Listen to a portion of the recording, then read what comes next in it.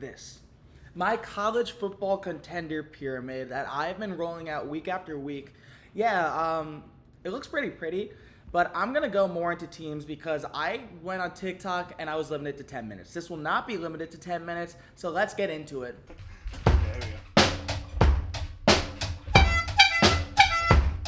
Welcome back, everyone, to Jake's Takes, Mazarski Memos, Jake Mazarski Sporting News, however you want to call me. We are doing our college football contender pyramid. I just wanted to take a little time and dive into some of these analysis a little more. Going into week 9, college football season halfway done. There's some contenders, there's some pretenders, and here we are. So, to start this pyramid, the number one team, Ohio State. And Ohio State is the clear-cut best team in the country right now. And I'm not saying it's not even close because of the talent of other teams. But what I will say is you cannot call Ohio State not the best team in the country. Ohio State has given up 41 points in 7 games. Let's start with that. Their defense is the best in America, not even close, averaging 5.9 points per game against. That's first by 4 points. Texas is second, and I'll talk about Texas later. The Ohio State defense lost stars in Jack Sawyer, JT Tuimoloau, Cody Simon, Desmond Burke, on and on and on. And what did Ohio State do? The same thing they did at the quarterback position, they reloaded. Ohio State reloaded behind Arvell Reese, behind Sonny Styles, a returner, and behind Caleb Downs, who might be the best defensive player in America. And Ohio State's defense is absolutely ridiculous. And I'm stating stuff that's really obvious. Their season high points given up is 16 to Illinois, who was averaging 37 per contest before going into that game. They have not given up over single digits besides that one game. Ohio State's defense hasn't even looked like they had to go into third gear yet, and that's what's really scary about them. When you talk about Ohio State, they lost their pass rushers. They're still getting pressure on the quarterback, right? Arvell Reese, first-round pick, 5.5 sacks. You got Jackson Jr., 2.5 himself. Khalil McDonald, another guy, Caden McDonald, 3 sacks there. They're getting pressure on the quarterback. And the Ohio State talent is at all levels, and you'd expect that from a Ryan Day coach team, but you're talking about McDonald, Curry, you go up to Arvell Reese and Sonny Styles. Then you go to the outside, you got Davison Igbinosa and then Jermaine Matthews. Matthews had the pick on Arch Manning in week 1. And then the safeties, it's Caleb Downs. And what Matt Patricia, the new Ohio State defensive coordinator, does so well is getting Caleb Downs and Arvell Reese downfield. And that is why Ohio State is near the top of the country in loss of yard plays. Ohio State's defense is ridiculous. And they were the number one scoring defense in college football last year, and they really haven't showed any signs of slowing down. And if you want to go even more, I'll predict that Ohio State's going to be the number one scoring defense by the end of the year. You look at the rest of Ohio State's schedule. Next week, you got Penn State. Drew Aller's out. It's Ethan Grunkmeyer. Penn State's offense just does not look good. You got Purdue, UCLA, Rutgers, Michigan. The Michigan game's the one tough one. So Ohio State's defense is absolutely loaded. You have to start with that. And that would have made Ohio State a national championship contender in itself, their defense. Their quarterback is the reason they have to be considered the favorite right now. What Julian Sayin is doing week after week is one of the most impressive things of this season and one of the most under-the-radar things of this season. His 80% completion percentage leads the country. He's the only quarterback in the country with an 80-plus completion percentage. He is tied for 4th in the country with Dante Moore for touchdown passes at 19. 3 interceptions, rating of 190. Julian Sayin last week against Wisconsin threw for 393 yards, 4 touchdowns. That's absolutely ridiculous. He has not been sacked more than 1 time a game. He's only been sacked once all season. Or 3 times all season, sorry. Julian Sayin, all he needed to do was be a game manager with Jeremiah Smith and Carnell Tate. He's playing like a superstar. I think a lot of people forgot what Julian Sayin was coming out of high school. He was like a number 3 quarterback, 5-star recruit, committed to Nick Saban in Alabama, transferred to Ohio State last year before their national championship season. He did not have a good camp. But look at the Ohio State defense. Can you blame the guy? Ohio State's the best unit in the country. It's genuinely harder for Sayin in practices probably. And then you look at his stats. Illinois, 19 for 27, 166, 2 touchdowns. Incredible? No. Efficient? Yes. Quarterback rating over 130 in every game. His lowest is 134.4 against Texas, which is the 2nd scoring defense in America. They go to the road against Washington. 22 for 28, 2 touchdowns, no interceptions. You get Minnesota at home. 23 for 27, 326, 3 touchdowns, no interceptions. Julian Sayin's the most efficient quarterback in America. I'm not going to argue that he's the best yet because I'd put Dante Moore, Fernando Mendoza. That's another conversation. He's the most efficient, and it's not even close. And he's showing superstar potential. And so, for Ohio State, that has had over 30 points in 5 out of 7 games. The one they didn't was Washington on the road in Texas. For Ohio State, with Sayin being efficient, the best individual player in America in Jeremiah Smith, another first-rounder in Carnell Tate. Yeah, how can you go against him? Another thing with Ohio State, if you wanted to go more into the weeds here, Ohio State's biggest struggle going into the year probably was their run game. I mean, Sayin was obviously a question. Let's just get that. And I spoke about that. But you're talking about C.J. Donaldson, James Peoples. Neither really emerged as the running back one. Enter Bo Jackson. Because Ohio State, yeah, they have not ran the ball well as of late, but Bo Jackson is a true freshman whose role is only going to increase. He had 10 for 26 against Wisconsin, not a good game. But then you go to that Illinois game, 10 for 47. He had a receiving touchdown in that game, two for 20 yards. He's going to get better. And again, when you have a defense that could get so many stops, and an efficient offense led by the quarterback that leads the country in completion percentage, and the best individual player in college football in Carnell Tate, your offense is hard to stop as it is. So if Ohio State gets a rushing game, it's over. It's over. And so, last thing about Ohio State. They still have the best player in the country in Jeremiah Smith. Just remember that. Jeremiah Smith is having one of the most under-the-radar seasons, and I think it's because Ohio State, they're not necessarily moving in silence because they're the number one team in America. Everybody knows what they are, but they haven't played in the biggest game since Texas. And they are stomping teams. Jeremiah Smith, 49 receptions, 602 yards, 7 touchdowns.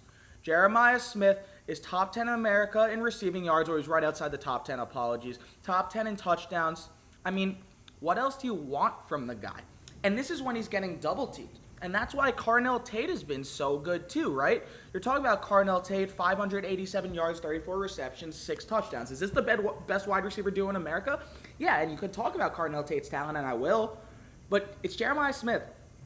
And Julian Sayin, this quarterback who is the most efficient in America, if he ever needs to be bailed out, throw it up to 4.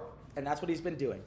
And so for Ohio State, when you combine the number one defense in the country that has given up 41 points in 7 games, there's a chance they don't give up 100 this season, which is absolutely ridiculous, with a quarterback who is an emerging superstar, and some people haven't realized that yet, and those 2 wide receivers who are both first-rounders in an offensive line that's given up 3 sacks all year, and it hasn't even looked like Ohio State's tried in half their games, and they're still blowing them out.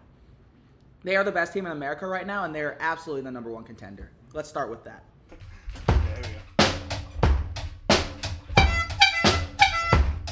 Shorter because my Ohio State one was long, and you guys aren't going to watch this if I just rant over and over and over again. Tier 2, Indiana, Alabama, Georgia.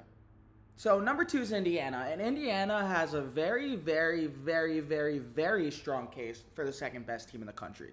They have the best win or second best win in the country. It's either Indiana at Oregon or Alabama at Georgia. So Indiana went into Oregon, where the Ducks before won 43 out of 44 home games, and they won, and they didn't only win, they took it to Oregon. And I'm not going to talk about that game, but Oregon didn't lose that game. Indiana won that game. They were more physical. Fernando Mendoza, after throwing the pick 6, led a game-winning drive. They were really good. The only reason you can't put them above Ohio State is they haven't played yet, and they're going to play in the Big Ten Championship, assuming both teams don't screw up.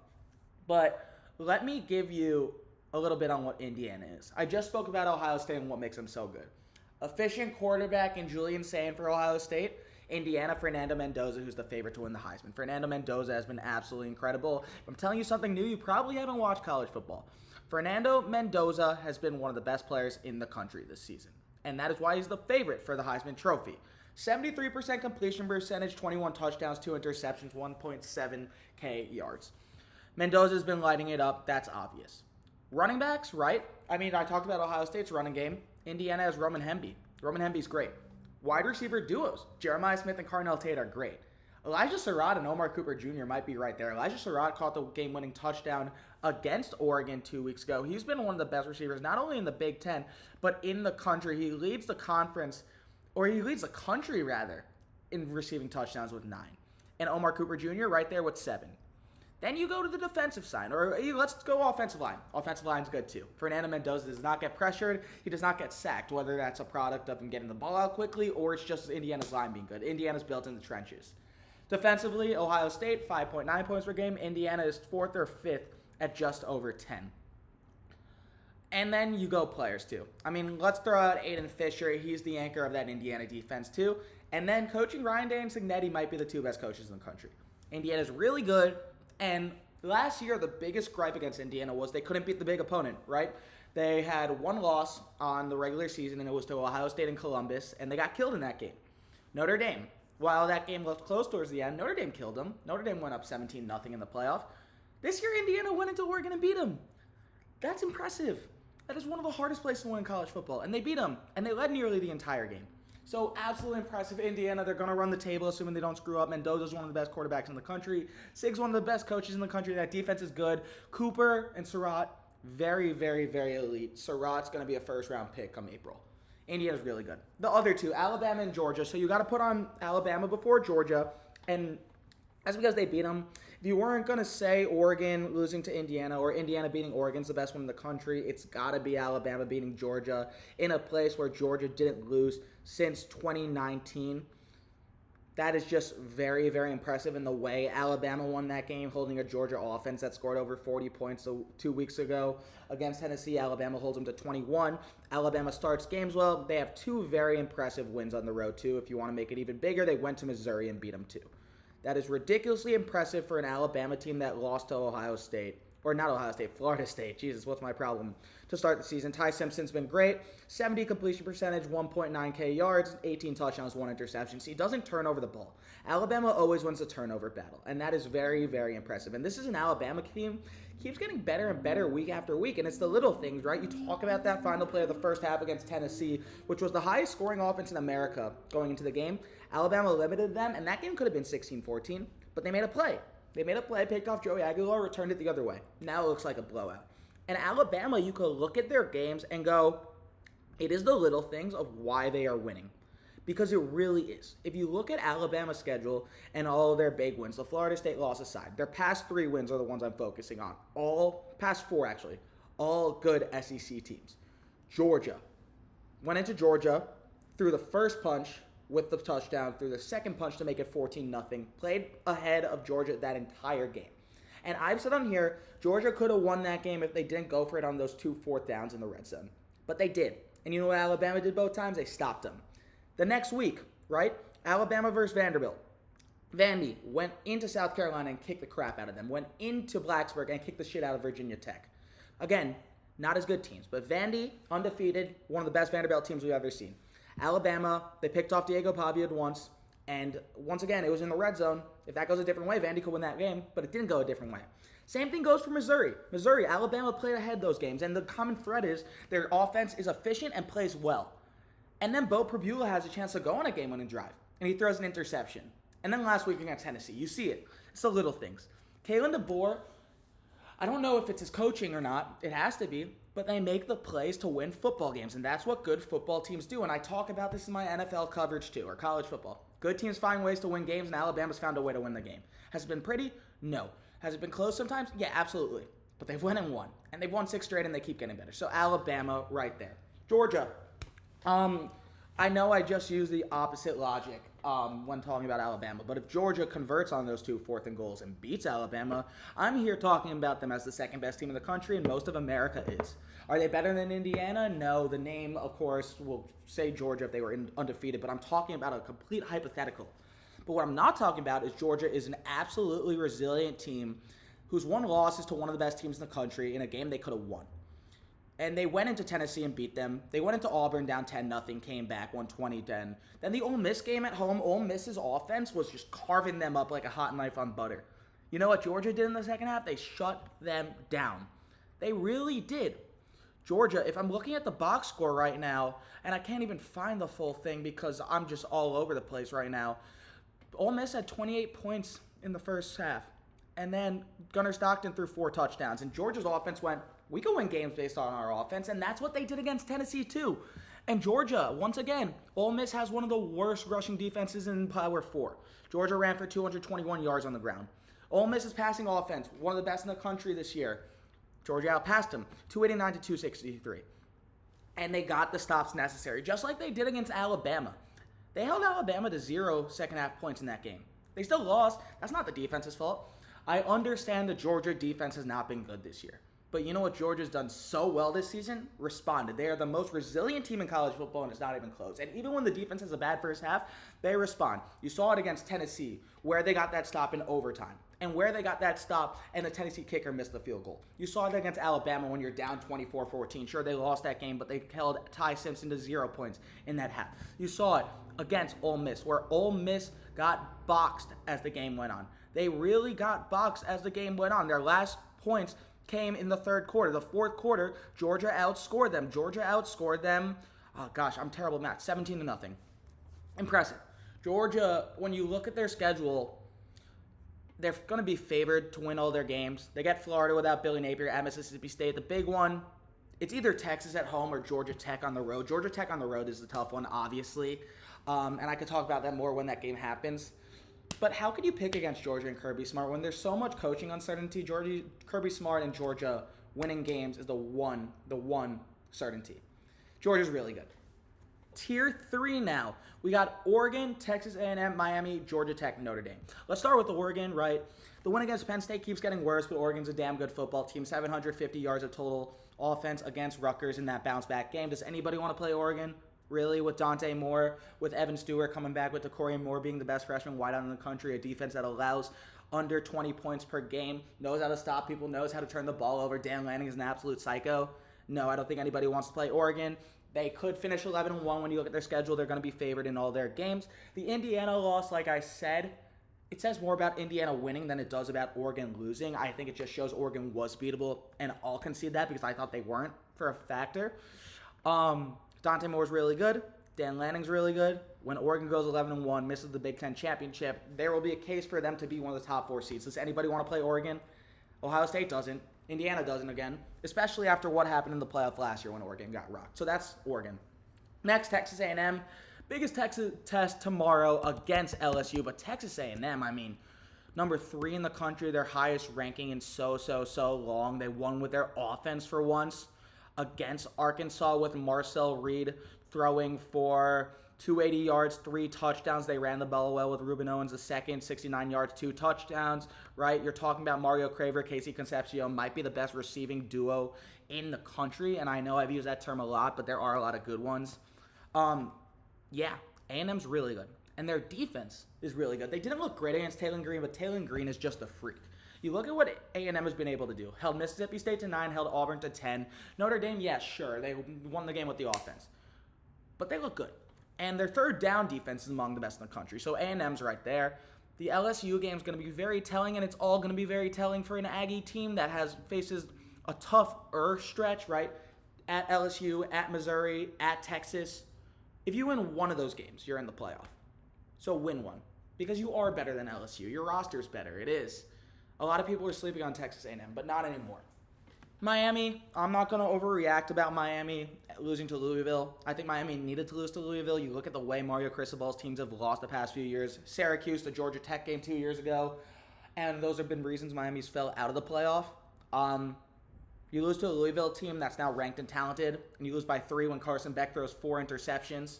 I think they're going to be just fine. I think Carson Beck's going to learn from that game. He's won a national championship. He led Georgia to the number 2 seed in the country. There's a reason why he was considered a Heisman favorite until that game. 4 interceptions? No, not good, obviously, and you can't turn over the ball that much in any level. And the good defenses might eat Miami alive. But what they have, stars. Mark Fletcher Jr. can run it down your throat. Malachi Toney is the best freshman wide receiver in the country. I know it said DeCorian Moore. I forgot about him. I would put Miami over Georgia Tech right now because of their defense. Miami's defense is the best I've seen in Mario Cristobal's time there. Ruben Bain Jr., you got other guys that are just so physical. And that's why I like Miami there. Georgia Tech, that's not a testament on them. I think that Georgia Tech is a damn good football team, and I have them right under Miami. They ran the crap out of the ball, or run the crap out of the ball. Excuse me for that, right? You're talking about rushing offenses. Georgia Tech is right near the top, averaging 228 per game. Haynes King's been absolutely incredible. Jamal Haynes, you know what those two bring. I'm going to bring up Haynes King's stat line right now. 1,176 yards, 4 touchdowns, 1 interception in the air. On the ground, he leads the team with 560 yards and 10 touchdowns. Who wants to play Brent Key in Georgia Tech? No one. And that Georgia game is going to be really telling because I do think Georgia Tech's going to win out going into that. And that's just like, okay, Georgia Tech, you're now facing the big boys. Because the one gripe against Georgia Tech right now is their biggest win is Clemson at home. Clemson's not that good. And they won on Colorado at the road, and it's tough to win college football games. It is. But Colorado's not that good either. So you're not going to be considered a true contender until you beat a good team. And all those teams above you, they've beaten a good team already. And Georgia Tech has not. Next up on the list is Notre Dame. Notre Dame absolutely deserves to be on this. The two losses, sure. But they're to two teams on this level too, right? In Miami and Texas A&M. Wildly impressive what the Hurricanes, or not the Hurricanes, Fighting Irish have been able to do. The defense is playing better. CJ Carr played terribly against USC. But they won that game, and that's their biggest win of the season. Marcus Freeman speaks for itself. Jeremiah Love over 260 yards of scrimmage against USC. No one wants to play Notre Dame. There's a real chance if they win out, they'll play on the road, and they could go beat someone. They're built for those cold weather games. Say they have to go to Georgia Tech, or say they have to go to Oregon or something. Oregon probably won't happen, but those are games that Notre Dame could win. And that's why you got to put them higher. And you look at Notre Dame and how talented they are, right? Oh, CJ Carr aside, because his quarterback play is paramount, I understand. You have the best 1-2 running back duo in the country in Jeremiah Love and Jadarian Price. You have a true wide receiver 1 right now in Malachi Fields, who looks to be getting better and better. Notre Dame's defense is getting better and better too. After losing a coordinator, they look good. And they're going to just keep building on it. I mean, you look at what Notre Dame's been able to do. They're not only beating teams, they're running teams to the ground, except for USC. And USC, great football team. And USC led a portion of those games, but Notre Dame was calm, they were collected, and it wasn't because of CJ Carr. It was because of Jeremiah Love and that defense. They outran USC 306-68, 6.3 yards per play to 5.6. USC was the highest scoring defense, or offense rather, in the Big Ten going into that. Huge win for Notre Dame. Okay, these 7 now. Outside, chance to get in, obviously. Let's start with USF. Bynum Brown, he's big, he could throw it, he could run it. Alex Golesh has a team down there. They're battle tested. They went into Gainesville and beat Florida. Is Florida good? No, but they are talented. They're damn talented, and USF held them to 13 points. The Miami game, sure, scrap that. But if USF wins out, they have a legitimate chance to make the playoff, and they probably will. Texas, this is the biggest one. Okay. The biggest if in the country is if Arch Manning figures it out. Because if Arch Manning figures it out, Texas is the second best team defensively in America right now. And they have single-handedly won games by their defense. The Oklahoma game and the Kentucky game, single-handedly won by defense. Oklahoma, they held John Mateer in that offense. I understand Mateer was coming back from injury, 3 interceptions, 6 points. Next week against Kentucky, when the defense needs to make a stop in overtime, goal line stand. The defense has won you games. If Arch Manning figures it out and even plays like a top-half quarterback in the SEC, Texas, do you want to play them? No, absolutely not. Because that defense is so good with Colin Simmons and Anthony Hill and Michael Taffy and Malik Muhammad and Ethan Burke. Stars up and down, 9.6 points per game or whatever it is against. If Arch Manning figures it out and the Texas offense is now scoring over 20 points per game or over 25 points per game, that's scary. Mississippi State will be on Big One on Saturday afternoon. Check out my Arch blog on the Sporting News.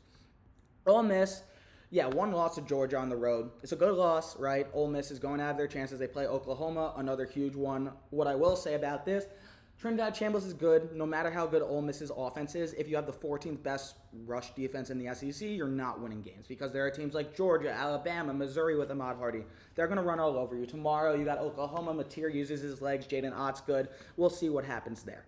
Oklahoma, again, right? Good team. Best defense Oklahoma's had in years. They're one of the best defenses in the country in terms of total defense, right? Points per game, they're giving up 9.4. That's second in America right now, only behind Ohio State. And so how could you put Oklahoma out there? Oklahoma, if they get a big win against Ole Miss tomorrow, they're right back in the conversation because you have John Mateer, who hasn't played well since coming back from injury, but he'll be fine. You have a good defense. And Oklahoma, they're talented. They're damn talented. You talk about what the Sooners are. 2 ranked wins over Auburn and Michigan, both at home. I understand that. John Mateer, I'm not going to read the stat line. We know what he is. Isaiah Satek, I'll cut this part. Isaiah Sategna III, yeah, he's been really good. 37 receptions, 493, and 4 touchdowns. Oklahoma with a good defense, they're scary. No one wants to play them. Then you have these three. Vanderbilt. Vandy, huge win against LSU. Their one loss to Alabama on the road. Diego Pavia, one of the best dual-threat quarterbacks in the country. I'm not making it up. He runs for it. You saw his Heisman pose against LSU. 2 rushing touchdowns in that game. Didn't necessarily throw the ball well, but LSU's defense is damn good. And you won that game, most importantly. And Pavia, SEC Newcomer of the Year in 2024, he looks great. He looks great. And Vanderbilt's hardest game is at Texas. If they win that game, is anybody going against them? There's a reason they're number 10 in America. There really is. And then these last two. BYU and Texas Tech. I'm going to put them together because one of these teams should win the Big 12, and whoever does is going to get back in this triangle. BYU, LJ Martin has over 100 yards in every game he's played pretty much. That defense is scary. Bear Backmeyer is a true freshman, but he looks like he's playing like a redshirt senior.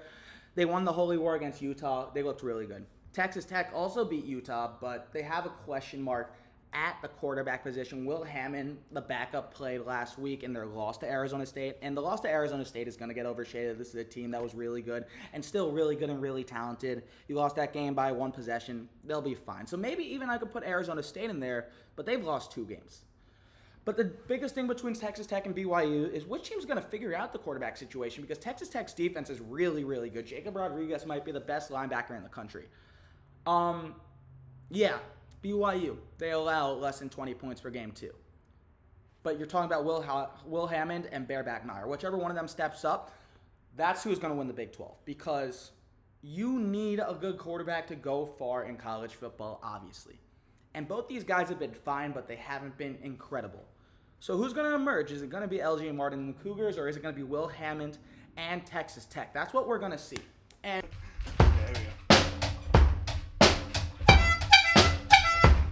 college football contender pyramid ahead of week 9. Be sure to like and follow on YouTube and TikTok, and subscribe to my content on the Sporting News. It's actually free, so I don't know why I said subscribe. But thanks so much, guys. I'll be back with more content soon. Thank you so much.